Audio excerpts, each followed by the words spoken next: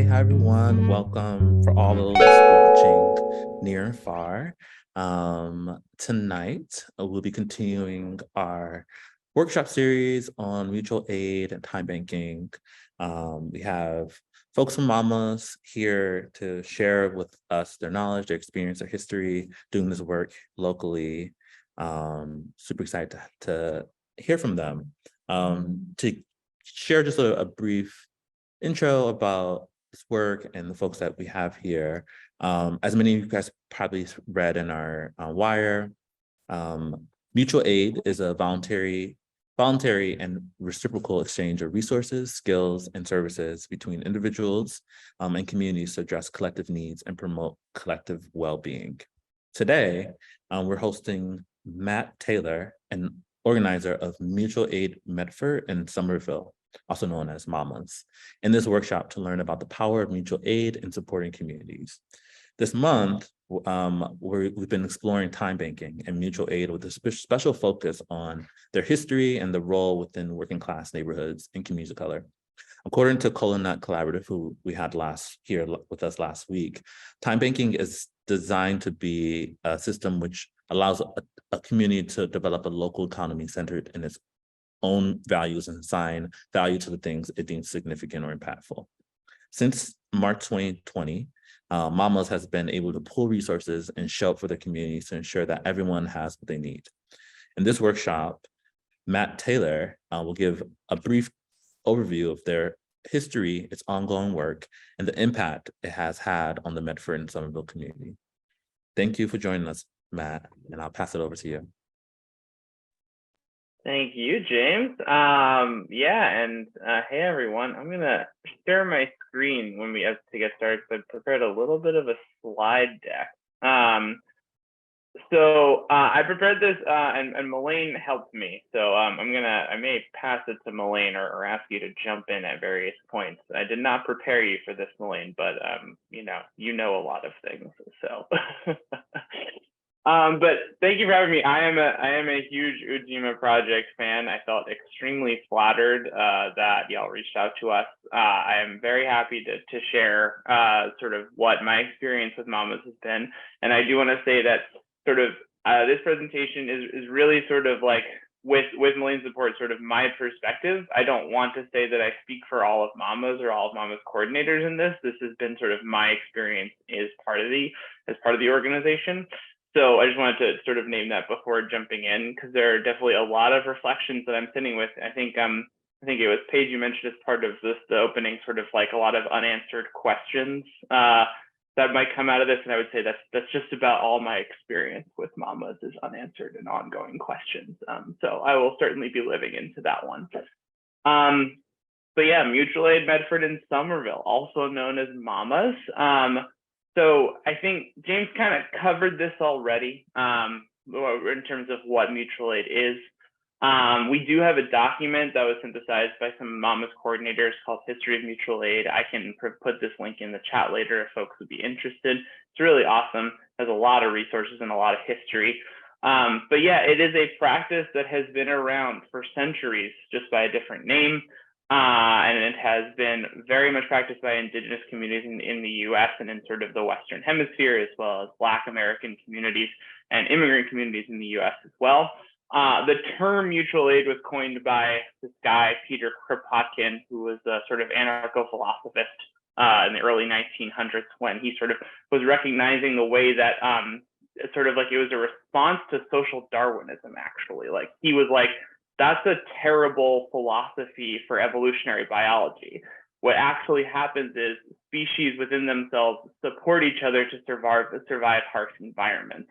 And so species practice mutual aid, and humans do as well and should be practicing mutual aid. So that's kind of how the term was originally coined. But yeah, and then sort of it's based on, just at least for MAMAS, this sentence right here: everyone has something to offer, something to offer. I did not copy edit correctly on this one.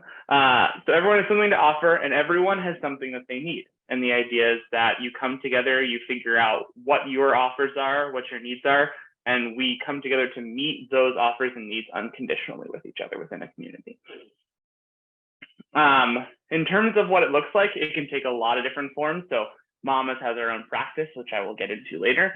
But food justice, a lot of food justice practices in the US are sort of mutual aid, such as the Black Panther Free Breakfast Program, housing co-ops, sort of community resilience, such as like bail funds. Check out the Massachusetts Bail Fund if you haven't yet. And disaster relief. There is a group called Mutual Aid Disaster Relief that actually responds to natural disasters in the US with mutual aid forms of intervention, as opposed to, say, like humanitarian forms of intervention. And that leads us into MAMAS and what MAMAS looks like as a mutual aid practice.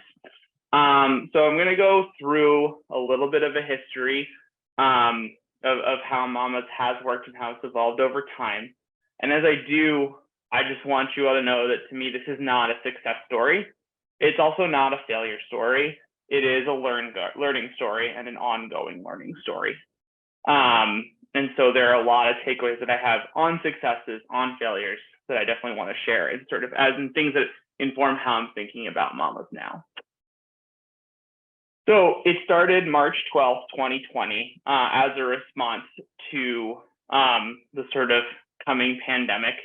I myself joined March 13th, 2020. So there was a day that I missed as part of this, but I've been around for most of it.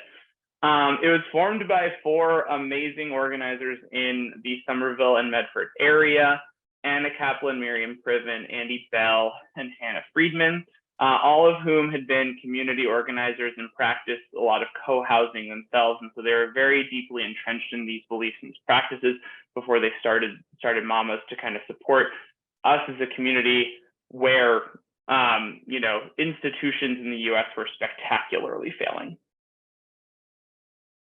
When it first formed, MAMAS was basically just 2 things. It happened all very quickly, and it was all just like, we need to support each other because there is no one coming to support us kind of deal.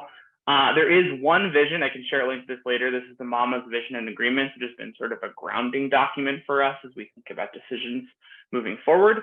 But the 2 things that it was at first was a spreadsheet and pods. And this spreadsheet, basically just an open editable Google sheet where people could put down things that they needed, and other people could put down things that they could offer. And then they could reach out to each other to kind of, if they're like, oh, I could meet this need, someone needs soup delivered, or someone needs like a tool of some kind, they could just respond to someone in the spreadsheet. And then we also had neighborhood pods, and basically Anna, Andy, Miriam, and Hannah reached out to people they knew, a lot of whom were sort of political or label or community organizers in their own right, to just sort of see if they could sort of form geographic areas in which they would canvass and flyer their neighborhoods to form sort of small neighborhood block-based pods to just like check in on your neighbors. And so at the beginning we had the spreadsheet, and then we had a big WhatsApp thread that had a bunch of people who were canvassing their neighborhoods and started their own sort of like email lists or WhatsApp threads with their neighborhoods to check in with each other, you know, as people are sort of like, I don't know what's happening and just want to make sure people are okay kind of deal. So that is how it started. It really quickly grew. And as it grew really quickly, we realized that, say, a spreadsheet where people put all of their contact information for everyone to see and anyone can edit may not be the most safe way to sort of have offers given out and needs met, especially when trying to protect people in our communities who are most vulnerable. You know, especially when it comes to people who may be undocumented, and having their information publicly available would be a huge risk for them. So we decided to more formalize the structure of how MAMAS works into this hub and spoke model. The hub and spoke model being that there were different working groups, and each working group would focus on one particular area within MAMAS and have a lot of autonomy and decision making within that area. And then there would be coordinators, and coordinators would meet together to sort of check in on how to facilitate sort of operations across working groups and talk about any decisions that need to be made for MAMAS as a whole. But really trying to make sure that that the coordinators were not responsible for decision making for all the working groups, so that we really kind of maintain that sort of autonomous decision making and decentralization. Now, most of the working groups at first ended up kind of being focused on around different ways of meeting needs that were coming up along common themes. And so we had working groups around delivery of food. We had a working group around money redistribution for people who reached out with significant money requests. We had a working group around emotional and spiritual support. We had one around groundwork, which Melaine and I were part of, which is about sort of what is just looking at the infrastructure that's needed within MAMAS as an organization. And then we also had the pods working group, which was basically just people who were coordinating the conversation among pod leaders and supporting them as they were checking in on their neighborhoods. And so it really started to form this structure around responding to needs, because we were getting a lot of them, and we created a lot of digital infrastructure in order to allow people and enable them to reach out to us with requests as they needed them. And this took the form of the technology we used. We tried to make sure was very accessible and editable, and not requiring a lot of coding or technical expertise to develop. We wanted to make sure that we were empowering coordinators to be able to still be responsible for their own domains without necessarily needing technical expertise to do so.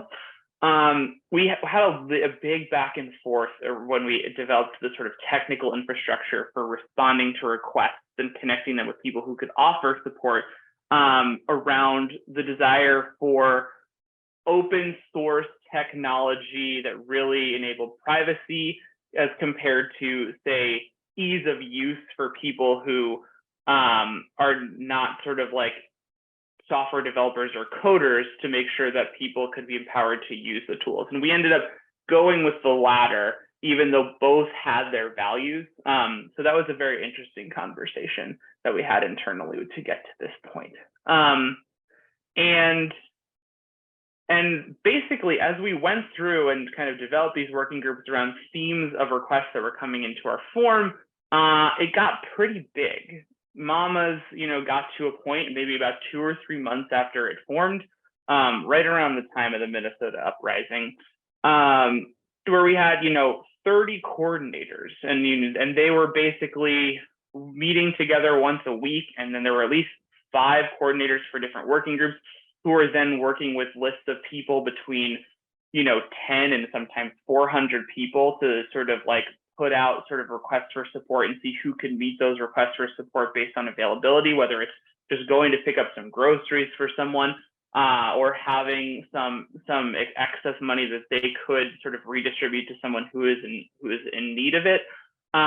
We had thousands of people reaching out to us, sometimes outside of just Medford and Somerville, actually, and like often at first, which led to another complexity around what is the sort of capacity that we have to meet the needs, and thinking about, this community being defined as Medford and Somerville, but also recognizing that in the greater Boston area, Boston is a very segregated place, and understanding how there was a lot of, say, wealth in Medford and Somerville in certain ways that should be redistributed outside of Medford and Somerville as well. So that was also a complexity that we were navigating and sort of thinking about within our capacity as coordinators. And we had like hundreds of people who were meeting requests. We had people who were going out every day and sort of buying groceries for people who couldn't leave their houses because maybe they tested positive for COVID, or maybe they didn't test positive for COVID, but maybe they're elderly and are at higher risk for going to a supermarket or something, or simply just don't have the access of getting to a supermarket and didn't have that even before COVID. But, we exist in a perpetual state of disaster when it comes to systemic oppression in the US. We had over 100 neighborhood pods across Medford and Somerville, at least 10 to 15 in all of them. One of them has 300 people in it, people checking in on each other. I was a pod leader until my pod disbanded. And one thing I will say, this is a side note, but neighborhood pods were a fascinating place to sort of like think about language and how language impacts who I have conversations with. I canvassed my neighborhood and I focused it on sort of neighbors helping neighbors unconditionally. And I didn't discover until later that one of the members of my pod was someone who describes themselves as Republican, is very fiscally conservative, and who I disagree with on most of my political beliefs. However, they joined this organization, which in other places is called an anarcho-communist structure, because it was framed as neighbor helping neighbors. And when it came to taking action to support neighbors, they were still willing to do so unconditionally, which is a very fascinating to sort of like experience and micro experience for me in terms of like how I talk to people about different ideas, and how those languages that I use really changes their understanding and accepting of ideas that I would call radically sort of socialist, anarchist, communist, etc. And it got to a point where literally we had the Massachusetts State Department of Contact Tracing reaching out to us, and now we're hotline, to try and get support for people who were testing positive for COVID. We had a State Department asking us for help. That is totally backwards. But it was a sign of how big MAMAS had been getting. But after about 12 months, once we got to spring of 2021, MAMAS started to shrink. Neighborhood pods stopped responding when the coordinators would reach out. People moved out of their pods, and sort of the pod WhatsApp threads would become inactive for months. Working group members were reduced in capacity. Lists like e-lists that used to have, upwards of 400 people willing to drive to get food, now only had 20 to 50 people consistently responding. Coordinators moved away or lost capacity, and our number of 30 coordinators went down to more like 15 on a regular basis. And in general, when we'd continue to get an ongoing list of requests for support, those never really went down. People kept needing support in various ways, unsurprisingly. But the capacity of people outside of the coordination sort of circle to meet those needs went down significantly. And since then, it's been a small group, I would say. We're about at the number of 10 to 12 coordinators. We used to meet weekly. We now meet monthly. Some of the working groups that we've had have ended over time. Some were considering ending, even though they still do exist. And we've really shifted our focus. When MAMAS first started in March 12th, 2020, it was very much this sort of like disaster response. What are the Maslow hierarchy of needs, fundamental needs that people need right now, and how do we make sure we're getting that to them? And we've realized that as the sort of world went back to more people back in the office, more people leaving their houses. I'm not trying to say back to normal, because I don't think I feel that it's back to normal, and I don't think a lot of people feel that it's back to normal. But as it went back to some of those routines that were pre-pandemic, we realized that we needed to shift more away from sort of immediate needs being met for some of those fundamental things to longer term relationship building. And this has happened with some examples of this include the creation of a gardening collective. And that's a working group that focuses on sort of using green space in people's houses where possible to create miniature gardens and gardens in front yards that grow vegetation, and then can be put into community fridges or community pantries. Focusing neighborhood pods not just on checking in case someone needs an immediate sort of rush to the market because they found out they have COVID, to throwing block parties, or having a clothing store or winter clothing store for people to swap clothes or to redistribute clothes where they can be useful.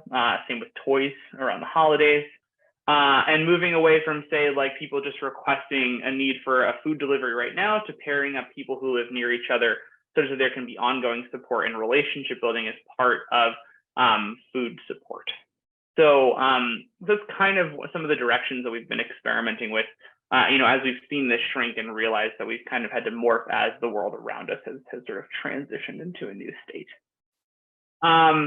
And this is like a natural thought for me that came up, which is like, is it bad that it diminished, that it got smaller? I'm taught by capitalism that scale is success, and so when it goes down, is that a problem? And it's like, in my mind, it just is. There's good and bad in that, and I'll get to that in a second. But it diminished. It's a project that people were doing, that people were time banking for, sort of outside of some of the aspects of their life that they might consider more fundamental, like working for an income that they need, or being present to family and friends that they've had since before joining MAMAS.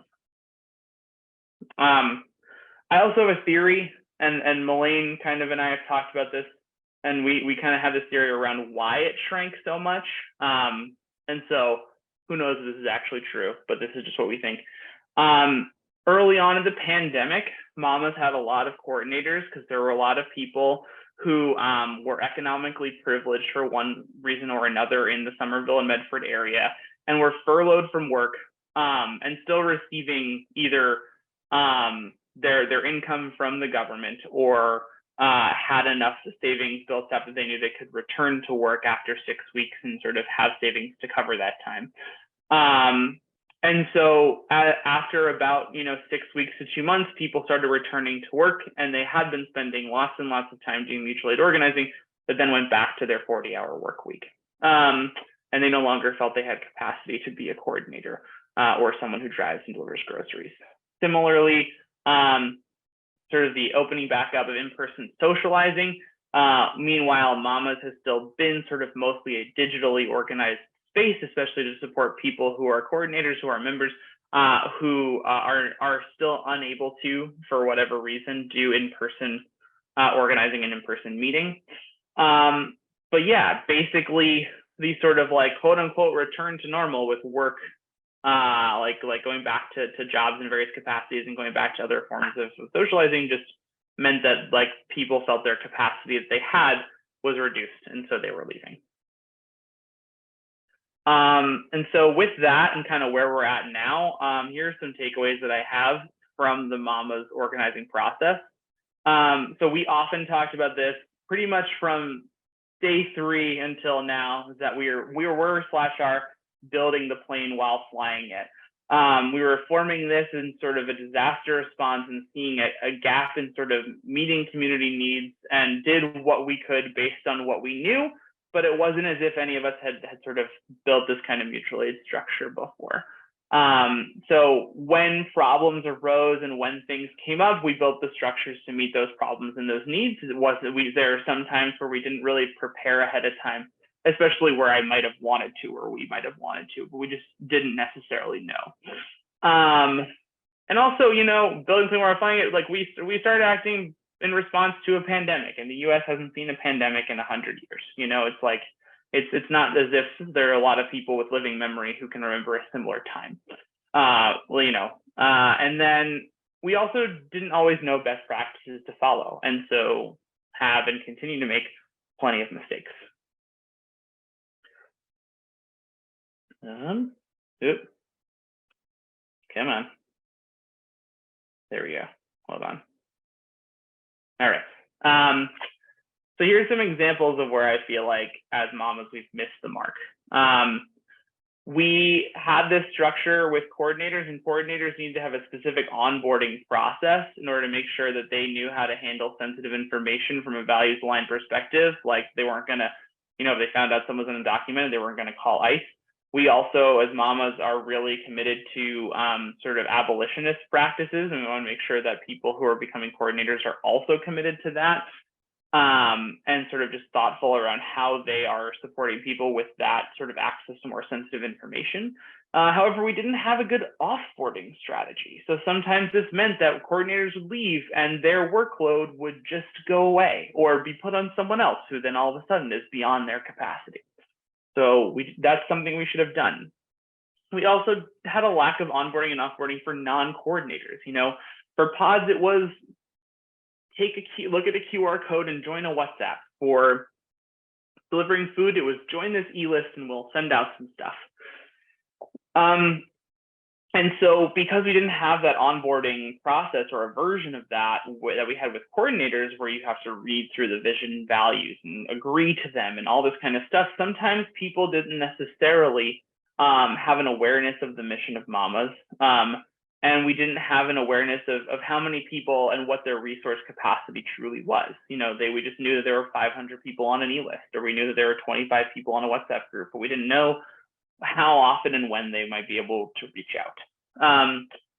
Also, we didn't have a lot of relationship building in the pods to start. Like I just mentioned, a lot of the neighborhood pods that were geographically based, we basically took a QR code, put it around, and people joined a WhatsApp thread. But if you join a thread and you don't have a lot of connection to it or don't know who else is on it, you're not going to necessarily reach out a lot. And that's actually something we changed over time in our pod process. It began to actually require sort of like a 5-minute, 10-minute check-in with a pod coordinator before joining a WhatsApp group, so that people would actually just have a chance to just touch base and be like, cool, you're a human, I am a human, and we have some basic understanding of each other and expectations. And also, when people reached out for support through our online Google form that I mentioned, we didn't always have a lot of good practices around follow-up conversation for those immediate needs they were reaching out for. And this led to MAMAS, in the past and still in a lot of cases, being seen as sort of a service, just a nonprofit that is sort of offering a set of services that you can make use of, as opposed to a mutual aid organization where we practice sort of supporting people unconditionally and sort of meeting people where they're at, both in what they would like to offer and what they truly need. And so there isn't sort of that awareness of what we are to a lot of people who we have had ongoing interactions with. In terms of what we've done well, this intentional onboarding for coordinators that I mentioned, I think has been extremely successful in taking people who have time and energy, but are just sort of like, I want to do something nice for my community, and sort of adding a political lens to what it means to do something nice. And, there were people who came and weren't necessarily aware of, how to practice abolition when it comes to responding to harm and conflict, and have those structures in your meetings and sort of like in responses to harm that has happened in MAMAS. And they were asked to think about that. They were asked to think about money redistribution from more of a reparatory lens than just I'm going to donate to this NGO that's going to do service for other people, and be thoughtful around what that means in terms of equitable redistribution of money when more people are reaching out with money needs than we have capacity for. The hub and spoke model, we did a good job of making sure that it didn't centralize decision making in the coordinators, and that unless it was a decision that required all the working groups to work together, the decision was left to the working group. And so maintaining decentralization in a group that had 500 people at once working on things, I thought was pretty cool. Moving resources, in the first year, we redistributed over $500,000 from people who had the capacity to offer money to people who needed it in various ways. And that's not even including people who just did grocery runs and just covered the tab on their own and didn't tell us. So certainly it's been over $1 million at this point. I don't know what it actually is. I probably should have looked it up for this meeting, and I apologize that I didn't, but it's been a lot. And our commitment to non-punitive responses to harm, we haven't sort of built a really sort of like specific and sort of well implemented structure around transformative justice and restorative justice, but we have had moments where we respond to harm with the intention of those values, and have sort of, I think, met it in that way. So like, for instance, if someone has like perpetuated harm, sort of removing them from places where they can cause harm, but still offering support if they need it, things of that nature. And the geographic pods, they worked for a time. For an immediate disaster response, they worked pretty well, but it's not necessarily the same moment that we're in now. But I think for the time period they existed, or that we've been trying to make them work, especially in the beginning, it worked pretty well. And what I'm sitting with now is a lot of questions, as I reflect on my MAMAS experience in this moment, as we move forward and sort of like as we're thinking about this transition to long-term relationship building. But I think about how can we sustain mutual aid when it's built on capitalist infrastructure? The whole notion of people like not having time to do it anymore, even if they want to, or the notion of how, we can't respond to all the ways that people need support because a lot of them exist outside of what a bunch of volunteer organizers should be doing. And sort of how do you sort of manage and balance those things, especially when it comes to, say, like support for rent versus support for food. $700 could be 1 month's rent, or it could be 1 month's food for 3 families. And so how do you think about those things when the reality is we just need universal access to housing and food? What does it mean to transform our identity away from disaster relief? Because that's what MAMAS is working on right now. How do we move from that sort of immediate response to sort of tangible food, housing, those kinds of needs, to new things? Also, how can we build the end of things into the life cycle of an organization or a working group? I find that it's really like I have this sort of need sometimes to be like, oh my God, if I end a working group that I helped start or that I've been working towards, that means it's failed in some way, when actually it might just be part of the life cycle of something. So how do you build thinking about when something should come to an end so that it doesn't just fizzle out because people are no longer responding? And then what do we do about the sort of going back to normal? Because I feel like even though I'm out socializing more, I'm seeing people more in person and stuff, I don't feel like things are back to normal, and it's an odd feeling to have. But yeah, but that's the presentation. If it's okay, Paige and James, if I turn it over to Melaine for a sec before passing it back to you all. Yeah, Melaine, do you have anything that you want to add? You don't have to, since I'm putting you on the spot, but I just wanted to see if you did. No, as always, our thoughts are the same. We are in sync as we always are. And I think everything that you mentioned and highlighted, I was nodding my head to and agreeing because, I think from my perspective, we did what we did during that time, that interesting time in our lives during the pandemic. I remember there was at one point a time where we needed to find a time to meet, and we were like 8 p.m. or 8 a.m. to 8 p.m. When are you free? And I'm now thinking back to how did we living like that? It's just such long days of work, organizing, resource capacity, redistributing resources. It was just nuts. But all those questions that we're sitting with are so true, especially with the end of a life cycle of a working group, right? Because a lot of that housing work, that has just been, we used to do so much housing work in MAMAS, and now that's just out in the community. So a lot of it was just really well received on my end. Thank you. Excellent. Well, thank you both so much. I personally learned so much about MAMAS, and I actually used to live in Somerville. So I think I remember hearing a lot about MAMAS when I was there before I moved to Cambridge. Yeah, I'm curious if people have any questions. We're going to open this up for kind of open Q&A. If you have any questions for Matt and Melaine, I can kind of toss a question out to you all as a starter. I was thinking about, as you were opening up your talk, Matt, and you were kind of phrasing it as, that MAMAS was designed to meet people's needs unconditionally. And I was thinking about that word unconditionally and what that really means, right? I don't think we really, in our culture, have space for unconditional exchange and offering of resources, right? So I'm kind of curious, as you all had to make judgments around capacity and how much coordinators and volunteers could take on, were there requests that were too big and you were not able to meet, so it wasn't quite unconditional, right? Or was it all kind of fair game for people to ask for help with? Ooh, I can start with a couple, Melaine, and then you got a couple as well, right? Yeah.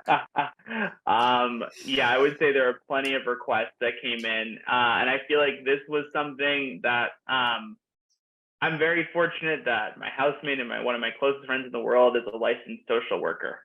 And he really reminded me about what people what people who are trained in that work can do, that volunteers who may just are well-meaning cannot do, and more importantly, should not do, because it could cause harm to respond to a situation you are not trained for. So certainly when it came to some sort of request for support that involved a sort of intervention around those kinds of like crises that people were experiencing, like our emotional and spiritual support working group being something for people to go to talk to, but not if you are in a place where you are in a crisis of some kind, like things of that nature. Additionally, you know, I mentioned earlier the sort of requests that would come in as far as money requests, where it's like, I need to pay my rent and for the next month, and sort of this sort of like, we don't have as much capacity to redistribute money for all of the people who and all of their requests unconditionally. We just don't have the money to meet all of the money requests unconditionally. So deciding what conditional money redistribution would look like was a huge thing that the money working group worked on that I actually know nothing about because I was not part of that group. Yeah, Melaine, what else do we have? Yeah, and just like even deliveries and grocery, I mean, we had people in the beginning, we were accepting delivery grocery requests from, I want to say like the Suffolk, Middlesex, and Essex County, which at first was great that we were empowering a lot of communities and connecting them with like food resources. But what actually ended up happening is you have a ton of delivery people who were driving to, you know, as far as 2 hours away, dropping off groceries or grocery gift cards, and it was becoming unsustainable. So some of these drivers just like stopped engaging with mamas because it was just like too much time commitment. And then you had this growing list of, you know, out of network. And when I say like out of network, I mean like an hour away communities requesting groceries, and those requests were climbing because no one were picking up those requests. So like making the decision to stop all delivery requests from that were not in Medford and Somerville was really tough, but we had to because that was having a negative impact on those people who were trying to deliver those resources. The same with housing. We got a lot of people were asking us for like legal help, and it's like we're not attorneys, we can't provide you with legal information on how to engage with your landlord. And so that was like a difficult decision we had to make, is like, how do we communicate information to people without them feeling disappointed when we say we can't provide this legal help, and they're like, "But you said your housing help." So there was a lot of those tough decisions we had to make, which, you know, while we started as unconditional, we had to make those decisions for mamas to continue to grow, because it just like was really an issue of capacity when we got to some certain points. Yeah, and I want to add one thing to what Melaine said, especially when it came to scope, is that one of the ways that we ended up sort of addressing that is I just want to give a shout out to Massachusetts Jobs with Justice and Dorchester Community Care, two groups that facilitated space for mutual aid groups in the greater Boston area to come together and talk. And so that's where we started to engage with thinking like, cool, if Mamas has some of the money resources, but there are people who can do the deliveries in those neighborhoods, what does it mean to do redistribution, especially when you think about like wealth disparity and wealth segregation in the greater Boston area, and how there is more wealth in sort of like some of the populace of Somerville and Medford that should be redistributed. Absolutely. Thank you both. There's a question from Abby in the chat. I'll read it aloud. For Abby says, curious how you feel about organizers for programs like mutual aid being paid for their work. It sounds like you both did the work of a full-time job, and I would agree, but how do you all feel about being paid for mutual aid? Do you want to start? So I know that East Boston Mutual Aid has that component. I remember Mamas had a meeting with them, and they were talking about how they had some, I don't know if it was grant funding or some community funding to fund a person dedicated to this. For me, on one hand, and I guess that's what kind of leans me towards being supportive of that, is I'm all about helping people. Like, that's why I do this work. You know, I put my head down and I do this work. It's all about helping people. There are just people out there who, you know, need our help. It doesn't matter how they get that help as long as they get that help. And so having a dedicated person who can provide resources, make resource guides, publish them online, do flyering, someone who's paid to do that work, as long as it's bringing the community together and getting resources out, I'm all for it. Now, obviously, when you have funded positions like that, there could be some judgment calls as to what they determine, what type of support the person needs. Whereas I feel like a mutual aid without any paid volunteers have a little bit more, I think there's a little bit more freedom in order to be able to do things without restrictions, right? Because with money comes funding requirements that could lead to restrictions for getting aid to families. But at the end of the day, it's all about getting resources to people. And I'm kind of really in support for that. What about you, Matt? Yeah, it's a good question. I mean, I think in an ideal world, the payment is in the form of making sure that coordinators, for instance, get the support that they need. And I would say that in MAMAS, we have definitely fallen short on sort of like making sure that there is mutuality in a lot of those ways. And consequently, it ended up looking very transactional in nature and that service-oriented perspective that people had.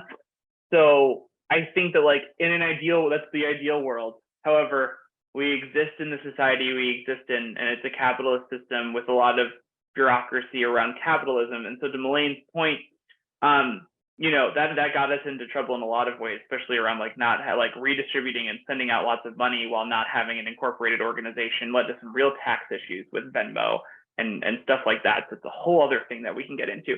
But it also kind of points to the fact that we exist in the place we exist now. So I feel like it's the core idea is around making sure that people feel supported and are while they're offering support. And if that is through payment for their work, sure. Yeah. Yeah, that is so interesting though. I think a tool and asked a question in the chat as well that I will ask you all, which was, how is the gardening collective doing now? Is that group growing? And how and why did you all come up with the idea of the gardening collective? Well, this is perfect because Melane came up with the idea, so you have the right person here to ask. It was a collaborative effort. I definitely didn't come up with the idea, but I somehow sat with the formation of this group. And as a groundwork coordinator, we try to provide resources to people who are starting their own working group. It kind of came up because there's a lot of collaboration between MAMAS, the community fridge community in Somerville and Medford, a lot of crossover with those groups. And then I guess like the government or the kind of city-led food justice coalition that's happening in either Somerville or Medford. In any case, because there's so much collaboration, someone had this thought of like, what if we could just like grow food and put it in the community fridges and redistribute it to the neighborhoods as part of this like ongoing need of like grocery delivery support, right? So we're doing groceries deliveries, and then people are like, hey, we should also be growing our food. And then this concept of like, hey, MAMAS like knows people who owns houses. They should just give us their gardens, and we should just be taking over city green space. And we were like, okay, how can we do this without getting people arrested? And that's essentially the idea was formed. One coordinator named Averill, really integral in just like finding people to do the work, finding houses to have people go to people's homes and do gardening, which comes with a whole other responsibilities, like making sure that people were, respectful of people's other property, right? Because now we have someone who's a homeowner just letting like essentially strangers coming into the yard and like using their space, right? So communication, a lot of communication on resources like, what you're going to use, watering, types of supplies, and what's actually being planted in that space. But the gardening is going really good. It's really interesting there. It's kind of like a cyclical season, right? So this is the best time of the year. So right now, I don't know at the top of my head how many gardens we have. I want to say it's somewhere between like 5 and 10. I think because now that we're back to on season, I have no idea how many gardens have turned on. but it really just originated from just like, how can we get food back out to the community fridge? And I think a lot of communities have seen like community fridge has took off during the pandemic, right? Where we realized this big need of people just needing access to food. And so this concept of gardening collective is really taking that next step of like, we should be growing our own food and redistributing to the neighborhood and allowing people who don't typically have green space get access to it. And they're doing really well. They always have a good group of volunteers, and we've really been lucky that I know that there's some companies that donate their organic waste and fertilizer without any pay, or without mamas having to pay for it. So they're really, really resourceful in getting free resources to grow gardens. So big ups to the gardening team, Crystal, Averill, a lot of Ghost, all those folks doing that work. I had a quick question about just sort of like data and sort of what demographic information was collected during this time for related to coordinators, but also related to people that directly received support and resources. Yeah, just curious to know what that looked like. Do you want me to take us out of this, or do you want to take us out of this? You should go, because I feel like this may be a short answer, but yeah. I'll just say that especially when it came to setting up digital tools for people to reach out for support, we very intentionally did not collect any information from them that was not necessary for getting them the support they needed.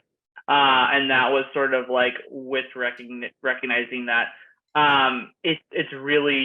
we didn't, just in case anything did happen, we did not want to put people at vulnerability for any particular reason. And so the way that we did end up learning more about the people who were sort of receiving support, who we didn't have like necessarily ongoing relationships with, was through, basically we just tried to make sure we were finding ways to be in dialogue, so that's how we knew people. And so the data was really focused on the problem solving of needs and offers. And the understanding of demographics is based on connection and relationship and dialogue. And so that was through some of these things like pairing. It was also through, we did sort of a couple of like Mama's town halls with people who maybe reached out for support but didn't have any capacity or interest in following up with us in the moment. And that's how we learned, for instance, at the first town hall, that was specifically for people who had requested and received monetary support. We had like 80 people out of 200 who were reached out to show up. And I think around 60 to 65 of those 80 did not speak English. And it was a mix of Haitian, Portuguese, Brazilian Portuguese, and Spanish mostly. So we learned a little bit about, who was reaching out, especially from Somerville in that way. And I would say that, especially when you're talking about coordinators, the identities of our coordinators did not match the identities of people who reached out to support, while it ended up being pretty majority white. And that is definitely an issue that we have and continue to grapple with. And there are many ways that we approached addressing that as well through the town halls to see if people needed capacity, but also trying to, recognize that a vast majority white group trying to reach out to people to join and take on more volunteer work is maybe not always necessarily the best, and there's not trust built there. So instead, working with organizations that we had relationships with who maybe already had those relationships of trust built in, like the Welcome Project for immigrant populations in Somerville, or the Community Action Agency of Somerville. It does a lot of housing organizing in low income and public housing and things of that nature.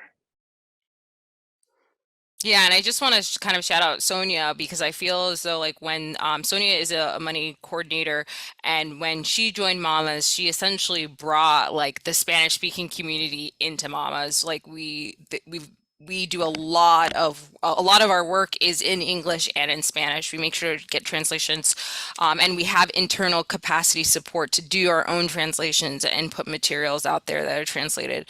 But bringing Sonia on, I feel like we have a Spanish-speaking community that isn't actually probably doesn't know all the reach of Mamas, but we do have that large community that we're able to tap into when we want to get the word out about our free clothing stores or money redistribution or our toy drives. We do a holiday toy drive at the end of the year, and that community has been critical in just getting resources out to Spanish-speaking folks. I had a question. First, thank you for the presentation. This is like fascinating and really interesting. And I guess I have many questions, but I'll try to just keep it to one for right now. And that's, have you found that people who were helped put back into the system in some way, either volunteered themselves or brought other people along? How did you find the sort of retention of people who received help through this organization? I'm gonna go first, Lane. Yeah, I mean, this is like a tough question because it's not like we were keeping track. Like all we have are just like stories of people reaching out. But there are, from what I know, in terms of, we have a supermarket sweep where once every 6 weeks we buy grocery gift cards in batch and we hand them out to the community. And there are people who regularly receive grocery support from MAMAS who do that distribution of those grocery gift cards. There are also people during the holiday time who are receiving a toy from us and also wrapping toys for people on the list to receive a toy. And the same with money redistribution. There are people who like regularly receive money through our grocery repair process that also try to redistribute some money to others who don't have access to electronic payment systems like Cash App and Venmo, which is what we primarily use to redistribute money. But we don't really have a list, but from my experience, I've definitely had people who receive support from MAMAS give back. I know there was a time where someone who was getting grocery support for 6 months and then found a job and sent a really, really long, really thoughtful letter of just like the supports that they got from MAMAS and how it was crazy that they were relying on strangers and not the government for this. And they continue to give money back to MAMAS on a monthly basis to show their support. That's awesome. Thank you. Oh, sorry. Yeah, the only other thing I'd add is that through some of the things like the town hall and through some of the thought that we've done and with people in pairs, a couple of people, when they've developed capacity, have come on as coordinators in a couple of instances. Not for, like in people in coordinator roles, there's a lot of turnover, but they joined for a while.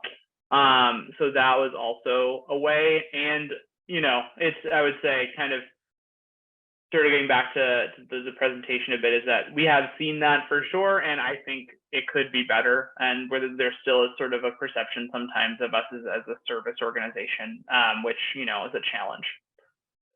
Yeah, and I do want to say, like, you just reminded me, Matt, I have this big thing, and I think it comes up every time we talk about this at coordinators meetings, but my thing is like, we live in a capitalistic society. Sometimes people just don't have the capacity to give back, and that's okay.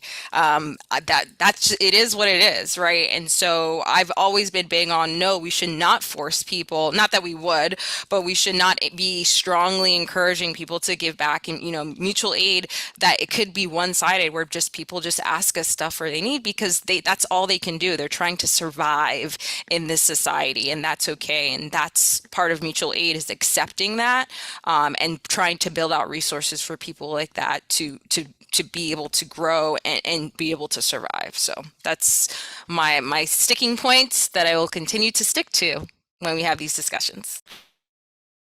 Absolutely. Thank you both. We are at time, so I want to just slide in one final question. Perhaps it can be a quick answer from either of you. Marion asks, are there any resources or onboarding materials for coordinators that are also available to the public that people can use for learning purposes?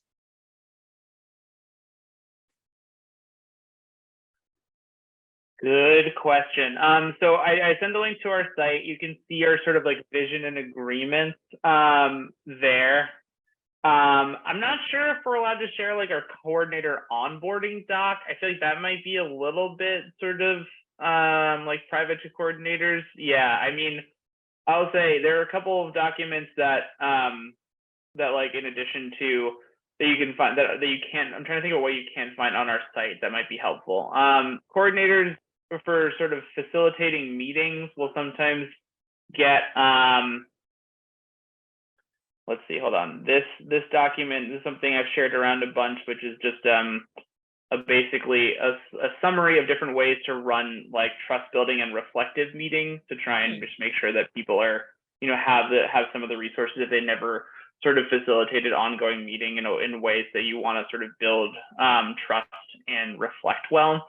So this is not something that's very comprehensive. It's just some things I put together for people who maybe did not have that experience before. Let's see. I don't know. Can we share the document around like what coordinators meetings look like, Mullane? I feel like we probably could share that, right? I think we can share that, and I just posted in the link something that Hannah typed up in the beginning of MAMAS, which is like how to replicate a mutual aid group in your community, and it's pretty detailed.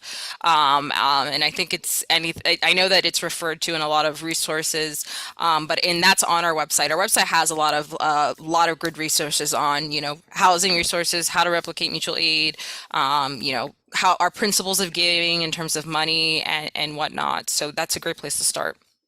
And you can always email us at askyourmamas@gmail.com. Awesome. Cool. Perfect.